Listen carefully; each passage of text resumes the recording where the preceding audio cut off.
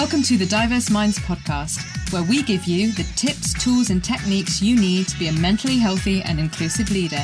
Each week, you'll hear about a variety of topics linked to mental health, well-being and diversity that will enhance both your professional practice and personal well-being. Welcome to the 118th episode of the award-winning Diverse Minds podcast. And this month's focus is on managing adversity, and grief is a huge part of that. With the COVID-19 pandemic, grief has been at the forefront, perhaps more than in the last 70 years. It is usually incredibly challenging to cope with the grief and the bereavement of a loved one, a friend, or someone you knew. Suffering a loss during shielding or lockdown restrictions may have prevented you from being able to spend final precious moments with them before they passed away, or being able to say goodbye in person, perform religious ceremonies, or attend a funeral. Grief also spreads beyond bereavement and into any kind of change, and in fact, even joyous moments. It is essentially a part of everyday life. But do we acknowledge this? To join me in talking about this more is grief expert Dipti Tait, who talks about turning grief into fuel. Dipti says, we grieve loss of identity, loss of jobs and homes, the fast pace of technology, loss of truth in an ever-complex world. We grieve our shared ideals, our community and our planet. And Dipti is the author of Good Grief and Planet Grief. She's a hypnotherapist and a psychotherapist, sleep expert, and mental emotional health lecturer. She has over 15 years' experience as a therapist and runs a very busy online hypnotherapy practice and sees around 100 clients a month. She's founded her own hypnosis system called Free Flow Transformation Therapy. It's trademarked, and uses this powerful system with all her clients. And you will find Dipti sitting on the breakfast TV sofa, as well as being a regular guest on BBC Radio. She's a relaxation ambassador and is known for her powerful demonstrations in free flow, trance, deep hypnotic relaxation. Dipti has helped thousands of people with all aspects of grief and mental and emotional health, specializing in helping people with sleep disorders, as well as supporting people to cope with all aspects of loss, cancer, and terminal illness. She's truly passionate about the human mind and helps people successfully navigate emotional overwhelm. Dipti teaches her clients how to manage their minds well so they can manage their lives better. And there's no easy way to manage grief, and there's no one right way, but you can do things to avoid making your suffering worse. So Dipti, a huge welcome to the show. Oh, thank you, Layla. Thank you for having me. We are delighted because you're an incredibly busy professional. So it's really exciting to have you here. So Dipti, I've just read out your bio and given listeners a little bit more information about you, but how did you get into becoming a hypnotherapist and a grief expert? Oh, yes. Interesting question. So grief expert and hypnotherapist didn't kind of happen together, but I guess they both merge into each other now. But I didn't think when I was young, oh, I know what I want to be when I grow up. I want to be a grief expert. It really did not work like that. I wanted to be a ballerina, but that didn't happen. And so I became a grief expert purely because I went through grief. And at that point, when I was going through it, I didn't know what it was called. I didn't have a word for it. I didn't understand it. And so going through something deeply like that kind of makes you understand it. And I then decided I would look into it a bit further. And that's how I guess I became an expert. So what happened with me was I'm an only child, brought up in London with both my parents, and I started my career at the BBC, so it was in the media. One day I was just sitting at my desk and I got a call from a hospital, Hammersmith Hospital, and they asked me if I could come in. And I obviously knew something was wrong. I didn't really know why I was supposed to be going in there, but all I knew was apparently my dad was in there. So then I went in, and long and short of it was I was told that day that he had 3 months to live and he had leukemia. And I was just like, I don't even know what leukemia is. I was 23 years old, my whole life was just around being in TV, being in, where's the next party? What can I wear next? It was everything just kind of imploded. And I just didn't know what to do with that information. So anyway, me and my dad didn't really have a massively open relationship. So even though I saw him and he was in hospital at the time, I didn't even discuss that conversation that we had, me and the consultant had with my dad, because I just didn't know what to say, how to say it, how to bring it up. So we'd never ever talked about it. Anyway, obviously I had to then tell my mum, and she literally fell to pieces. You know, obviously being the bearer of that news, I wasn't popular. It wasn't my fault, obviously, but, you know, it did kind of fracture our relationship a little bit. And then it sort of turned into, whereas my mum was my mum, but now I had to sort of almost look after her as well. Anyway, they were right. He did die 3 months later. And it was just a horrible process, as you can imagine, watching it and being involved with that. And then the tables definitely had turned. And then by then I was 24, my mum really regressed. And then I felt that I had to kind of be her mum. And so therefore, I felt my youth was a little bit ripped away from me. And then my mum, a few years later, was diagnosed with liver cancer. And then I went through the whole thing all over again. And that's when I started writing my first book, Good Grief. And it wasn't really for anyone else to read. I didn't really care about whether anyone else read this book. It was more about me just getting my thoughts down out of my head, organised on pieces of paper. And then it seemed to help me organise everything and reduce the overwhelm that I was feeling. So that's kind of where that bit started. And when my mum passed away, I was in a very dark place because I was also going through a divorce at the time, and I had two small children. I still have small children. Oh, no, they're not small anymore, obviously, but my kids are now 18 and 20, but at the time they were 8 and 9. And I was going through this divorce, and my mum had just died, and I was moving out of my family home. It was just all just dark. So that's when I discovered hypnotherapy. Someone said to me, "Look, have you tried it?" And I said, no. And I looked for a hypnotherapist. I couldn't really find one that I gelled with, but I did find a training school. And I was at one of these kind of loose ends in my life. You know, I kind of needed a bit more of direction. I couldn't work in the TV industry anymore because I'd moved away from London by now to the Cotswolds, and there's no TV stations in the Cotswolds.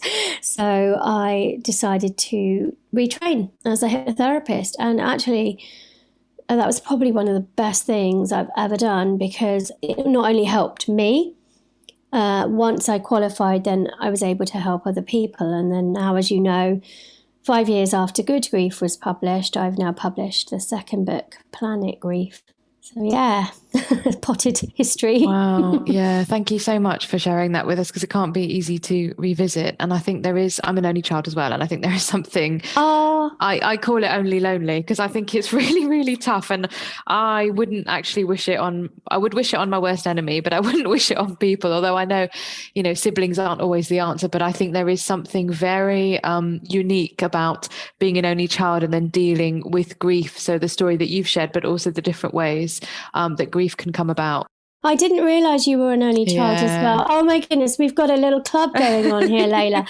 So, there's a bit of my new book, Planet Grief, and there's a little section called Onlyness. Mm-hmm. So that resonates with your only lonely. And so I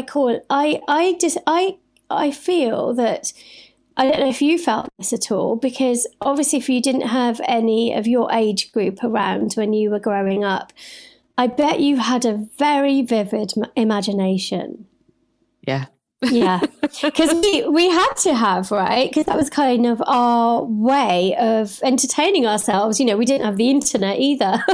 So our imagination was amazing. Mm. And I now look back and I think, I'm so happy I had that amount of imaginative skill, because actually that's what hypnotherapy is teaching people to do, is reconnect and revisit with their imagination in a positive way rather than a negative way.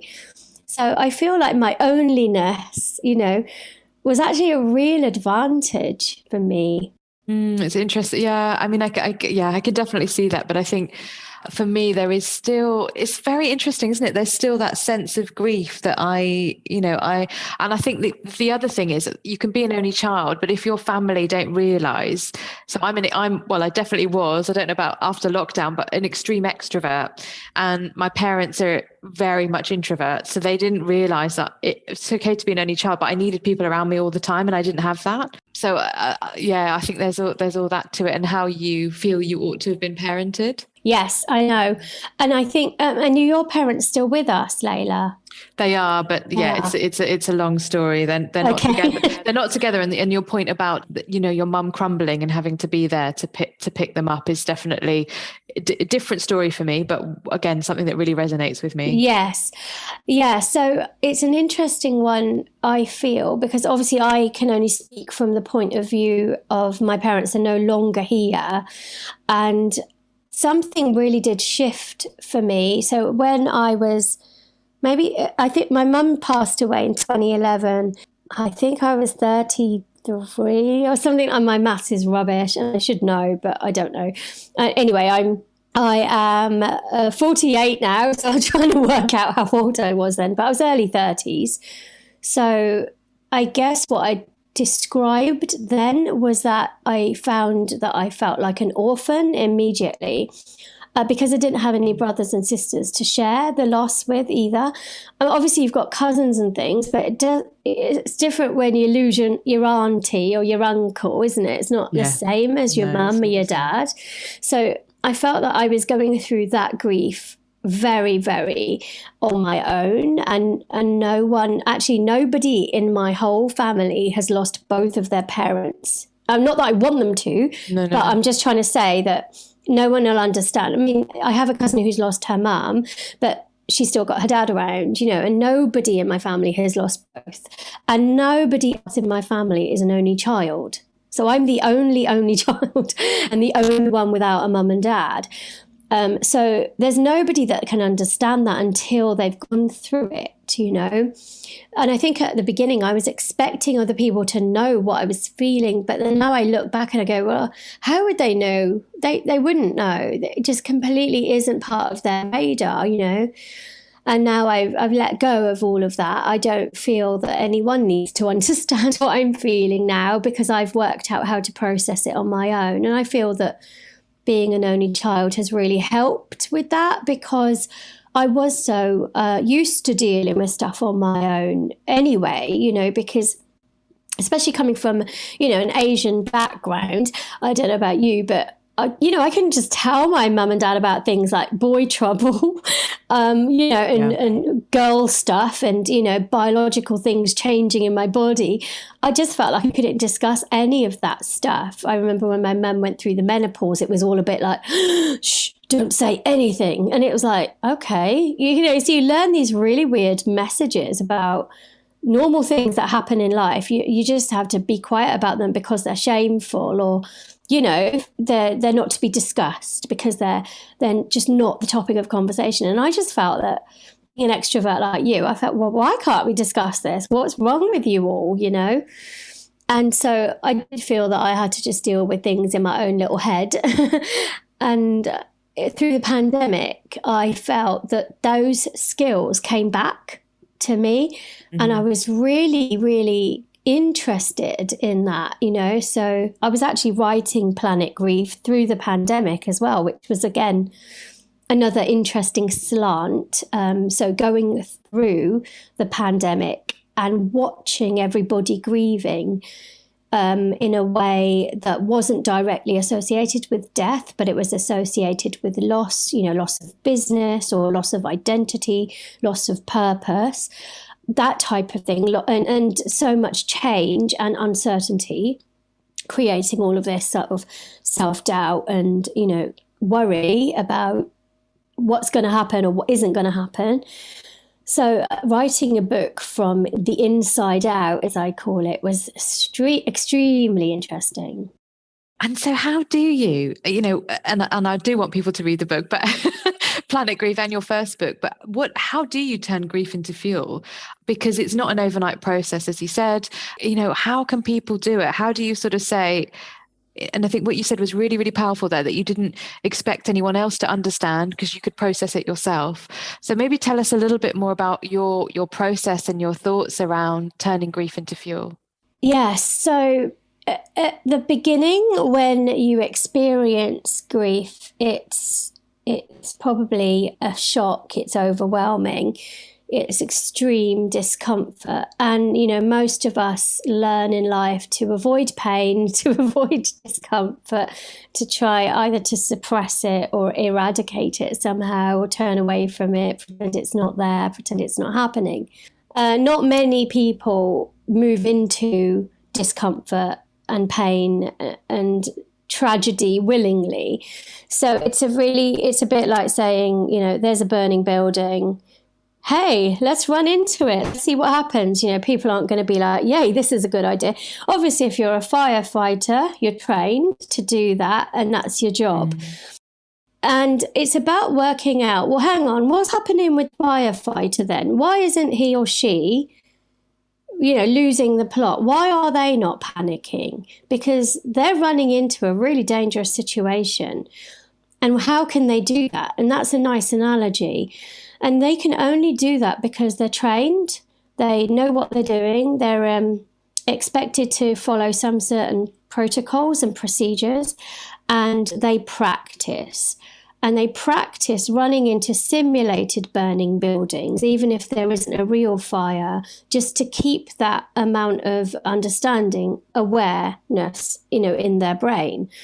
So if you can apply that same sort of system into anything that's uncomfortable, grief being one of those things, which is a serious, uncomfortable situation, you then understand how when you invite grief in, or when you allow grief to sit with you in a safe space, and this, can be done with people you trust. It could be done with, a community or a therapist, people who are going through the same thing, but there has to be an overarching feeling of safety within that space of discomfort.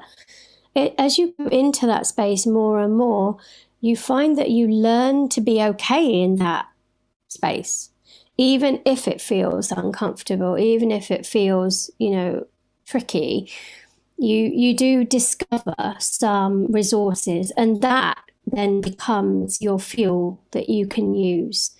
So generally, when we're going through grief, we'll feel all sorts of emotions, won't we? We'll feel anxious, we'll feel lonely, we'll feel fearful, we'll feel guilt, we'll feel that sort of sense of why me, what's wrong with me, panic, anxiety at the extreme level. We might feel, obsessional thoughts and intrusive thoughts.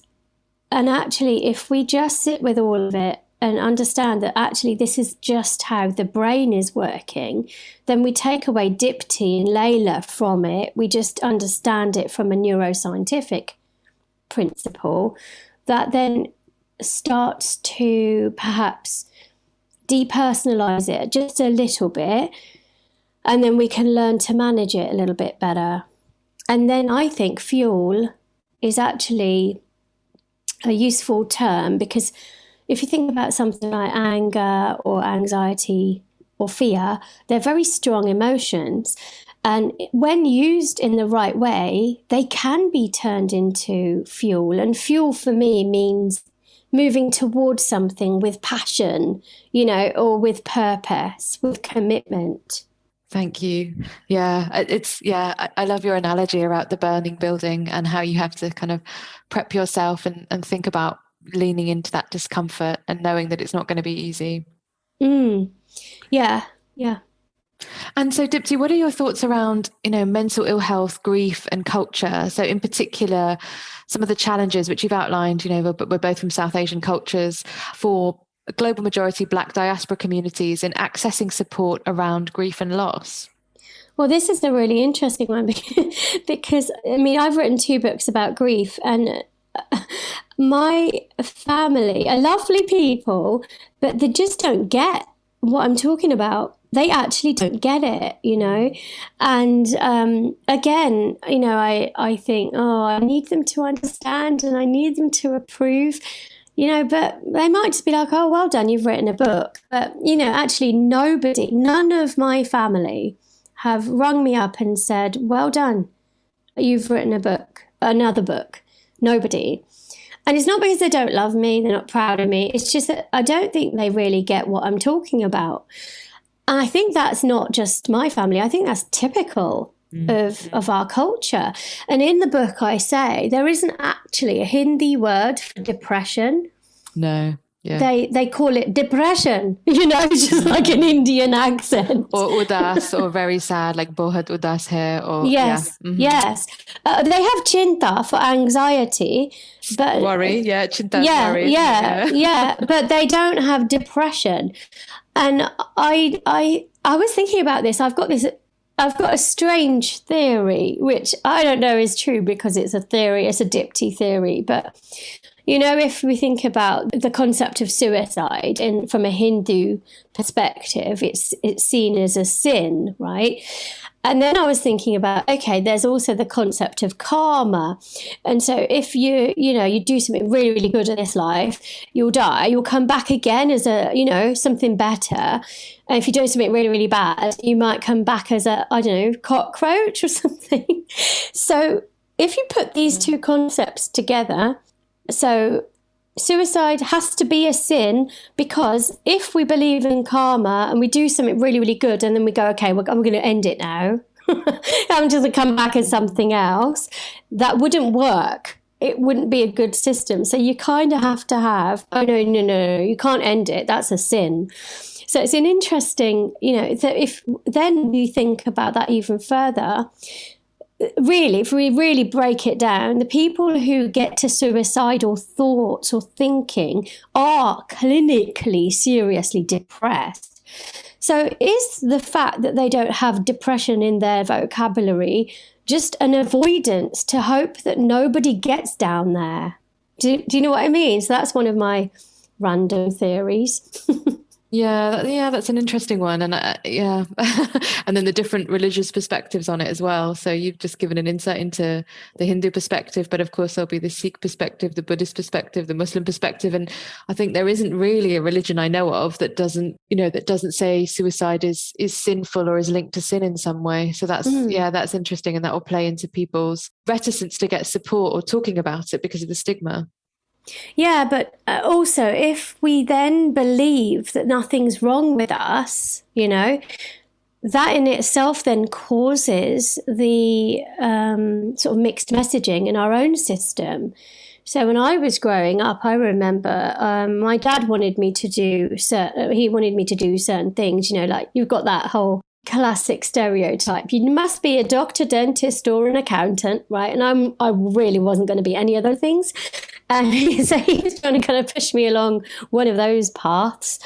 And I just find myself just getting so stressed, because I just wanted to be writing. I was a really good writer. That's why I've written books. I was really good at English and I was really good at storytelling and I was really good at talking. But, talking in the maths class just didn't go down so well. So, I was constantly not being seen for what I was, but sort of told, oh, no, don't be, you shouldn't be that, you should be this over here. And I really wasn't this over here. So I used to feel really stressed out. So one time, I used to get stress-related illnesses all the time.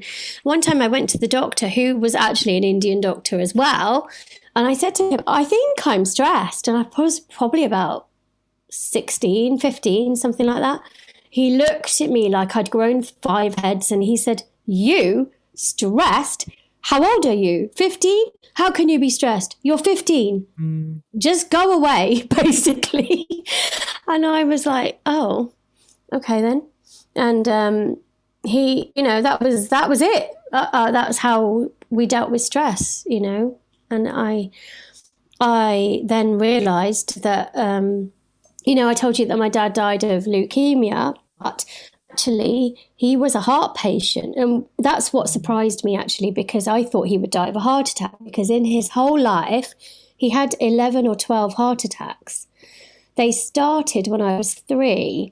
And every couple of years of my life, he'd go and have another one. And I sort of was like used to this by now, a bit like he just caught a cold. You know, that's how it felt to me by the end, because it was just like, oh, he goes and has a heart attack, then he comes back, and then he goes and has another one, and then he comes back. And so I sort of believed that he was a bit invincible, really. So then when he did actually die, that was the major shock, because I was like, wait a minute, he comes back. Why didn't he come back this time?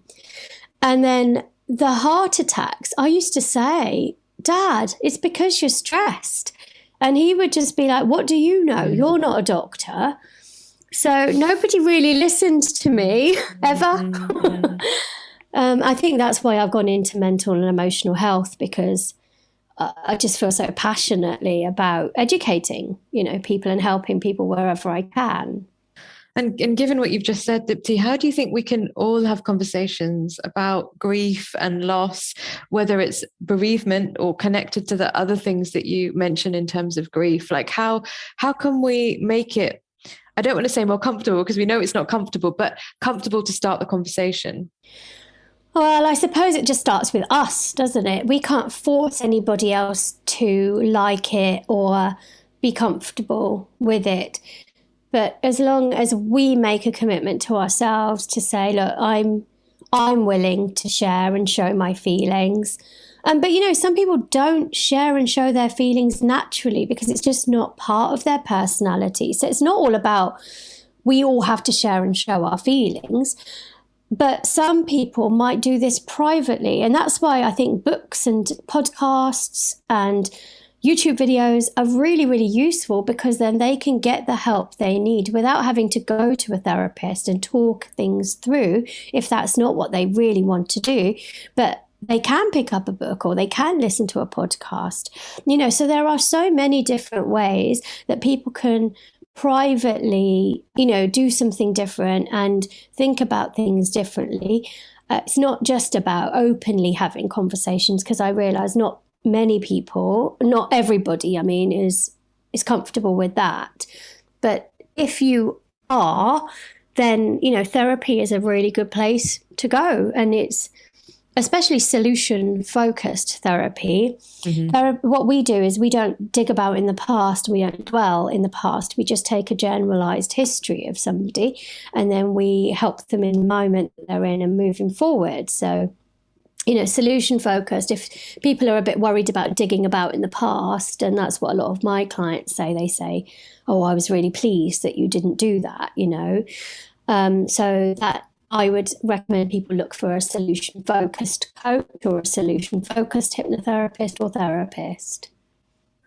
Yeah, I think that's super helpful. I totally agree. And I think that forward focus bit is super useful. And then in terms of workplaces, what do you think workplaces could be doing to acknowledge grief in the workplace, in particular, how grief will connect differently with different cultures?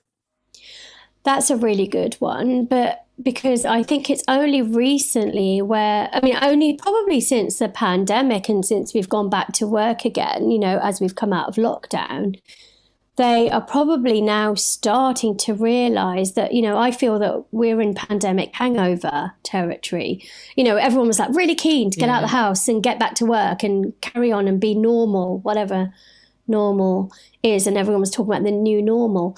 In my book, Planet Grief, I've got a little bit where it says it's not new normal. I mean, that just isn't, you can't put new and normal together. It's actually new different. And so when now people are back to work again, the reality has sort of kicked in a little bit. Everything's kind of started to sink in now. And I think now is the time where, especially as the winter is coming, you know, in the UK and the dark nights are drawing in, now is the time where we've really got to take, you know, if we're employers, we've really got to be mindful of how our staff and how our people, our human beings are feeling. And so we've got to be able to put in something to manage emotions and giving people the right time and space and thinking about them not as as a kind of system, you know, people, we are not a system. We're actually individual people, and we probably all need different types of managing, you know. And I mean, obviously that's a very systemic issue, because managers probably are not trained therapists. You know, they're not. So it's unfair of them to also be expected to notice things as well. So I think maybe it has to be a two-way street, where you have to ask for what you need. And if your manager isn't able to give you that, hopefully they could go find somewhere or something that can meet you halfway. But I do believe it's a bit of both that needs to happen there. And I think it's about managers and workplaces being really clear about signposting as well. So you're right, most managers are not therapists, and some may want to be, some may not want to be. But I think it is about that knowledge, like, okay, I'm really pleased you're talking to me. We have got resources. I know there's some really good signposting that is accredited, that is safe for you to contact and go to, and we'll give you the time off to attend those appointments, because I think that can really act as a barrier as well. Exactly. And that's that is really good, having all of those systems in place. And obviously the managers need to be trained to say those words, say them in the right way. And I think also, if people know that they can safely ask for what they need without the threat of their job being, you know, held against them, then people are more likely to ask for help in that sphere, aren't they? Yeah, definitely. And it takes away some of the things that we were talking about. And can be much easier to suffer in silence because of all of that. Like you said, not everyone wants to talk because of lots of reasons, but I think that is one of the reasons. Yeah. And also it's not about just not wanting to talk or not wanting to share feelings, but in a way, managers really should be trained to watch behavior as well. And, you know, when we see somebody who normally had, you know, great rates of attendance, but now they're struggling, they're not coming in, you know, their attendance has dropped and their motivation has dropped. And, you know, there's a lot of signposts there as well. So then it's just about figuring out how to support that person, you know, from afar as well. And, you know, bringing them, realizing that they can open that conversation up with that person, because clearly if the person can't say anything, if the manager approaches them kindly and considerately, that would probably be a massive relief, you know, for that person as well. Completely. Yeah, thank you. That's a really useful way to consider it. I think useful lens to think about it. So as a really busy mental health professional and business owner, how do you look after your own mental health? What are your top 3 tips? So I basically practice what I teach, and mainly my teachings start off with relaxation. That's basically what hypnotherapy is all about, is learning to sort of engage with what we call the parasympathetic nervous system, which is the opposite of fight, flight, freeze. So relaxation is the opposite of stress. Nobody can be relaxed and stressed at the same time. So technically, if we know how to relax, we are not stressed. So I do everything, every single thing, not just in my career or my job or my profession, just in life. I do everything from a relaxed point of view. I learned this really probably from when my dad started having his heart attacks, and I could see his head was in his hands. And then this action of head in hands equal stress, equal poor health, equal heart attack, nearly dying. I realized that actually stress is a killer. It is a killer. And it could be a silent killer, or it could come and get you out of nowhere, and then that's that. So I've learned then, well, okay, what if we learn to deal with stress and relax our system? So I'm not saying that when I'm sort of faced with a problem or a challenge, I'm just like lying there going, oh yeah, don't worry about it, everyone. I do deal with things properly and appropriately, but I do it from a very calm state of being. So that's my first tip, is figure out how to find your calm and practice staying in there and practice getting in there. So that could be, yoga. It could be walking out in nature. It could be exercise. It could be hypnotherapy. It could be dancing or knitting. Whatever you do, getting into that state every day is crucial. So that's my main tip. And did you want another two, did you say? Yeah, if you'd like to share. I don't know if you've got 3 top tips, but it's up to you. Okay, so relaxation is the first one, and learning to get into relaxation. The second tip is about training your mind, really, and listening to your own language. So quite often we talk, we don't really hear what we're saying. And it's really important to know that when we're talking to people, they can often be a mirror to help us see how what we've said is being, I suppose, displayed or come across and delivered. So using other people's, I guess, mirroring techniques to be able to modify and adapt you, if that makes sense. So for example, if I'm saying something to my partner in a way and, he's looking at me with like a bit of irritated expression. So rather than me get irritated that he's irritated, I think to myself, oh, okay, my intention wasn't to irritate him, but clearly what I've just said or how I've just said it has been an irritant. What is it that I've done? Or what is it that I've said? Or how is it that I've said it that could have potentially caused that irritation? And how can I modify my behavior next time? So it's almost like a self-inquiry of how we are in the world. And I think that's quite a nice way of being, because then we take away the pointy finger and we, assume responsibility for ourselves and how we come across. So that's my second tip. And the third tip is just kind of treat people like you would like to be treated, and we're all in this life together, doing the best we can be doing, and we're all trying to do the same things. General human beings just want, they want to be heard, they want to be understood, they want to be managed, they want to be acknowledged, they want to be needed. We're all just getting on with it together. So I think kindness, goes a long way. Well, thank you, Dipti. They're really helpful, reflective, useful things that people can weave into their lives for the better. So thank you for that. And finally, if people want to know more about your work, I will, of course, include links in the show notes. But how should they contact you and get in touch with you? My website is probably the best place. I also have loads of free resources. So I realize that, booking me and working with me one-to-one might not be within people's budget. So I always make sure I've got loads and loads of free content out there. So I've got a YouTube channel, which is regularly updated, and that's Dipti the Hypnotherapist. So there's lots of free hypnosis and meditations and that type of thing on there. There's a low-cost way to get hypnotherapy with me, which is my app. So I have an app on the App Store or the Play Store. It's just basically called Dipti. And it's got all of my hypnosis audios on the app if you subscribe.